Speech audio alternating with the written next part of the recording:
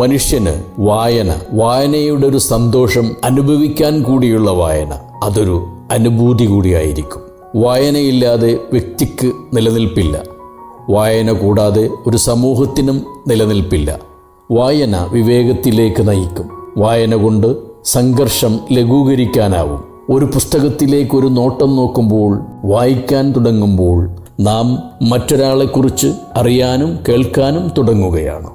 നിങ്ങൾ ഒറ്റക്കിരുന്ന് വായിക്കുകയും മനുഷ്യവംശത്തിൻ്റെ ഏതേതോ പ്രകാരങ്ങളോട് കൂട്ടുചേരുകയും അപ്പോൾ തന്നെ നിങ്ങൾ നിങ്ങളുടേതു മാത്രമായ ഒരു ലോകത്തേക്ക് ആഴ്ന്നു പോവുകയും ചെയ്യുന്നു. അവനവനെ തന്നെ പുതുക്കുന്നതിനുപകരിക്കുന്ന ഒരു പ്രക്രിയ കൂടിയാണ് വായന.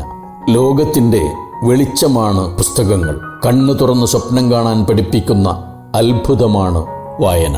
വീണ്ടും വീണ്ടും താളുകൾ മറിച്ച് അറിവിൻ്റെ വാതായനങ്ങൾ തുറന്നിടാൻ ഉതകുന്ന കർമ്മമാണ് വായന.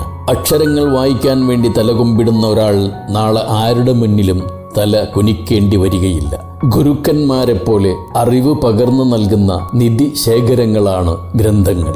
മാനവരാശിയുടെ എക്കാലത്തെയും വളർച്ചയിലെയും ഉയർച്ചയിലെയും നന്മ നിറഞ്ഞ സാന്നിധ്യമാണ് വായന. പുസ്തക വായന വികസിച്ചു വരുന്ന സമയത്ത് വളരെ വിപുലമായ സൗകര്യങ്ങളാൽ ഒരുക്കപ്പെടുന്ന ആധുനിക ഗ്രന്ഥശാലകളുടെ സൗകര്യങ്ങൾ ഉപയോഗപ്പെടുത്താനുതകുന്ന ഇടങ്ങളും കൂടിയുണ്ടെന്നതാണ് കാലം നൽകിയ അനുഗ്രഹം. പുസ്തകങ്ങൾ പലപ്പോഴും നിങ്ങളുടെ ജീവിതത്തോടുള്ള മനോഭാവം നിർണയിക്കുന്നതാണ്. അവനവനെ പുതുക്കുന്നതിനുള്ള ഒരു പ്രക്രിയ കൂടിയാണ് വായന.